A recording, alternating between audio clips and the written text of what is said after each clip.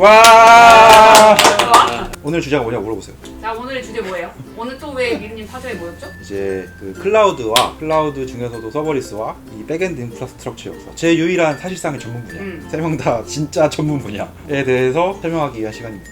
스폰서는 그 AWS 코리아에서 스폰서를 해주셨고요. 네. 와! 개발 막 시작하신 분들이나 클라우드를 옮기고 싶지만 클라우드를 잘 모르시는 분들이 들으시면 좋을 것 같습니다. 자, 오늘도 참여해주신 헌트님. 지금 백엔드 개발하고 있고 서버리스 위주로 개발하고 있습니다. 커트. 저는 커트고요. 네, AWS 서버리스 히어로라고 해서 서버리스 관련된 분야에서 지식 공유를 많이 했거나 베스트 프랙티스 많이 만든 사람들한테 주는 그런 게 있거든요. 별거 아닌데 그거고요. 실제로 AWS 쓴 지는 거의 10년 됐죠. 야. 맞아요. 저는 기도 못다. 14년? 저는 14년도 쯤에 AWS를 처음 사용하기 시작했고, 원래 그전에는 KT에 있는 클라우드 서비스를 썼었어요. 참고로 이 사람이 애초에 서버리스 소모임에서 발표하는 걸 보고 데려온 거예요. 챕터 1, 그 백엔드 인프라스트럭처의 역사. 그래서 이제 여러 가지 방법들이 계속 있었고 계속 발전해 왔는데, 각 방법들이 당연히 장점도 있고 단점도 있었는데, 우선은 이제 서버실 전산실 직접 구축하고 하는 시절에 어떤 문제가 있고 어떤 게 좋았는지 이야기를 유열님이 해주시고, 그러니까 실제 유저들이 갑자기 폭증해서 더 높은 사양의 서버로 올리거나 아니면 예상보다 낮게 유저들이 사용하는 경우, 그런 경우는 사실 너무 분수에 안 맞는 사양의 서버를 쓰거나 그런 일이 되게 많은데, 보통 문제가 발생하는 부분은 사양 변경이 필요한 경우에, 예를 들어서 나는 서버를 한 대 더 써야겠어, 아니면 더 높은 사양의 서버를 써야겠어 라고 하면은 그걸 준비하는데 사실 쉽지 않은 시간이 든다는 거죠. 보통 저는 한 달에서 두 달 정도를 이야기했었거든요. 혁신의 발목을 잡죠. 이 시절에는 만약에 트래픽이 갑자기 튀어서 바이럴 돼서 다운되잖아요? 못 고쳐요. 물리적으로 서버를 구축할 시간이 없어. 이런 시절이 있었고, 물론 아직도 이렇게 운영하는 회사도 많아요. 그리고 법적으로 이렇게 강제되는 것도 있어서, 그건 인프라스트럭처를 만든 지 좀 오래된 회사들은 이렇게 되는 곳이 많고, 그 다음에 나온 게 이제 호스팅이나 IDC. 여러 회사들이 전산실을 합쳐놓은 걸 보면 돼요. 호스팅 업체가 컴퓨터나 이런 걸 다 사가지고 서버실 다 구축을 해놓고 나한테 그냥 돈을 내고 빌려 쓰는 거예요. 혹은 자기 서버를 사다가 넣고 자릿세만 내고 쓰는 경우도 있고, 뭐 제가 만든 서비스가 갑자기 잘 돼. 그래서 트래픽 늘었어. 그럼 IDC 센터에 요청해가지고 빨리 서버 하나 더 꽂아주세요. 직접 물리적으로 가는 게 아니라 그냥 그 컴퓨터를 인터넷에 꽂으면은 제가 그냥 그 컴퓨터에 인터넷으로 접속해서 세팅을 하는 거예요. 그거 다음에 나온 게 이제 퍼블릭 클라우드라는 거예요. 퍼블릭 클라우드 IDC의 근본적인 차이는 사실 스케일이긴 해요. 이제 퍼블릭 클라우드는 아마존도 마찬가지고 이렇게 시작하는데, 그냥 대기업 하나가 자기가 IDC를 계속 쓰다가 이 IDC가 너무 커지니까 이게 자원이 남는 거예요. 그러니까 남은 리소스를 어디다 쓰지? 이거 빌려주자 해서 빌려주기 시작한 거예요. 아마존도 똑같이 시작했어요.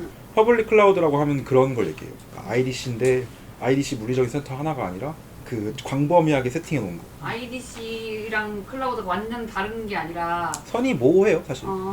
엄청나게 명확한 선이 있는 건 아니에요. 근데 이제 조금 다른 건 이제 IDC는 어쨌든 서버만 대여해주는 그쵸. 경우가 많은데, 이제 퍼블릭 클라우드 같은 경우에는 이제 그 업체마다의 어떤 다른 서비스들. 뭐 각각의 또 다른 제품군들이 있거든요. 그냥 서버만 대여하는 게 아닌 뭐 단순히 하드웨어를 빌려준다 이상으로 개발자들 도와주는 게 많아요. 소프트웨어와 하드웨어 중간쯤에 있는 것들이 있거든요. 예를 들자면 뭐 IP 설정, 네트워크 설정, VPC 같은 뭐 이제 그 서브넷 설정, 보안 설정, 뭐 이런 것들이 있어요. 그거를 사실 IDC나 이런 거 할 때 직접 해야 돼요. 그 이제 퍼블릭 클라우드 넘어가면서부터는 클라우드들이 그런 걸 그냥 그 기능의 일부를 제공을 해버려요. 개발자들이 하는 일 중에서 제품이나 서비스를 만드는 일이 아니라 좀 아래 레벨에 있는 것들, 인프라 관련된 일들이 점점 없어지는 거죠. 그래서 클라우드에서 그런 걸 되게 많이 해줘요. 아니 왜냐면은 스타트업이라는 것이 기본적으로 밑에 투자를 안 할수록 좋은 거거든요. 핵심 비즈니스에 집중을 해야 되는 거지. 그쵸. 그거 서버 만들고 에어컨 고치고 그거 찍어. 그 개발자들이 하는 일 중에, 그러니까 목표는 위의 일이거든요. 위의 일을 하기 위해서 어쩔 수 없이 아래 일을 하는 거기 때문에 아래 일을 안 할 수 있으면 안 할수록 좋은 거거든요. 기본적으로는. 직접 운영하는 그런 데이터 센터랑 클라우드랑 큰 차이는, 클라우드는 가상화 기술을 엄청 적극적으로 쓰는. 왜냐면 이게 물리적인 서버를 대여한다는 거는 사실 일부를 공유하기가 어렵거든요. 가상화라는 게는 개념 자체를 처음 들어보시는 많을 것 같아서, 가상화라는 게 어떤 거냐면은 하드웨어는 고정돼 있으니까 그걸 최대한 이렇게 좀 뭐라고 하지? 용적률을 높이는 용적률을 높이는 거. 유유 공간 없이 최대한 잘게 나눠 쓰게 해주는 거. 테트리스. 네, 맞아요. 맞아. 그러니까 이제 이게 결과적으로는 점점 그 하드웨어 제약에서 멀어지는 거예요. 그러니까 옛날에는 그냥 내가 하드웨어를 직접 사야 됐고, 나중에 하드웨어를 빌리는 거고, 이제는 빌리는 게 마치 하드웨어인 것처럼 되어 있지만 실제로 하드웨어가 아니에요. 왜냐면 아마존에서 그걸 빌렸다고 해서 정확히 딱 그 하드웨어 한 대를 주는 게 아니에요. 내부적으로는 가상화가 돼 있어요. 사실 스타터 입장에서는 처음 시작할 때 큰 서버가 필요 없잖아요. 네. 그럼 진짜 작은 사이즈 서버를 빌려다가 그냥 쓸 수 있는 거고, 가상화가 되기 때문에 가지는 장점 중에 하나는 크기를 바꾸고 싶어. 그러면은 뭐 몇 시간 기다릴 필요 없어. 그냥 클릭 한 번이면 그냥 맞아. 커져요. 결국 이 트렌드가 뭐냐면은 더 유연해지는 거예요. 그러니까 하드웨어의 제약으로부터 점점 멀어지고 그러니까 유동적으로 뭔가 리소스를 바꾸고 싶다 이런 게 점점 쉬워지는 트렌드고, 클라우드가 그런 관점에서 되게 이제 인프라스트럭처의 뭐라고 그러지? 최종 진화형인 거예요. 지금. 그래서 수많은 기업들이 뭐 클라우드 네이티브를 해야 되니, 디지털 트랜스포메이션 해야 되니, 이런 게 이게 기업 입장에서도 그 클라우드로 가면 갈수록 그 업무 효율성이나 가격, 비용 절감이 엄청나요, 사실. 그리고 그냥 여기 넣어주세요, 이제. 네. 우리가 아는 스타트업들 목록 놓고 여기 다 AWS. 그냥 생각하는 스타트업 아무거나 넣으시면 돼요. 진짜요? 배민 쿠팡, 핀처레스트, 넷플릭스, 배민, 쿠팡 다 AWS예요. 그 클라우드 시장에는 얘기한 것처럼 프로바이더가 여러 가지가 있어요. 전 세계적으로 했을 때 이름이 나오는 건 3개밖에 없어요. 그 마이크로소프트 애저, 구글 GCP, 아마존 AWS 3개고, 이 중에 아마존 AWS가 압도적으로 1위입니다. 실제로 주관적으로 제가 GCP랑 애저는 그렇게 많이 써보진 않았는데 GCP랑 AWS 많이 써봤거든요. 진짜 일부 서비스를 제외하면은 AWS가 압도적입니다. 진짜. 이 얘기는 GCP 관계자라서 죄송하지만 거짓말 못하기 때문에. 그리고 이거는 그냥 숫자로 봤을 때도 AWS에서 그러니까 제공하는 서비스 종류나 그 서비스들이 늘어나는 속도 이런 게 AWS가 압도적이에요. 이게 당연한 게 AWS가 이 분야 선구자입니다. AWS가 거의 최초의 퍼블릭 클라우드예요. 유수의 대기업들, 여러분들 아실만한 스타트업들, 뭐 넷플릭스, 뭐 핀트레스트, 뭐 있냐, 뭐 에어비앤비, 이런 미국의 굴지의 스타트업들 그냥 거의 한 90% 정도는 다 AWS예요, 진짜. 안 쓰는 회사가 드물 정도예요. 저는 그렇기 때문에 낳은 또 다른 차별점 중 하나가 커뮤니티라고 하거든요. 애초에 맞아요. 다른 클라우드 대비해서 아마존이 커뮤니티가 훨씬 더 활성화되어 있고 훨씬 더 뭔가 리소스도 훨씬 더 찾아볼 수 있는 게 많고, 심지어 그런 것도 그래요. 뭔가 클라우드를 기반으로 하는 소프트웨어, 그러니까 오픈소스 프로젝트들이 많잖아요. 압도적으로 아마존이 많아요. 커뮤니티 얘기를 해서 그런데 소신 발언하자면 제가 문서를 정말 많이 읽거든요. 진짜 좀 심해요. AWS는 기본적으로 문서만 보고 다 할 수 있는 수준으로 문서를 쓰는 게 핵심이에요. 일반적으로 그 CS 같은 거 없이 할 수 있어요.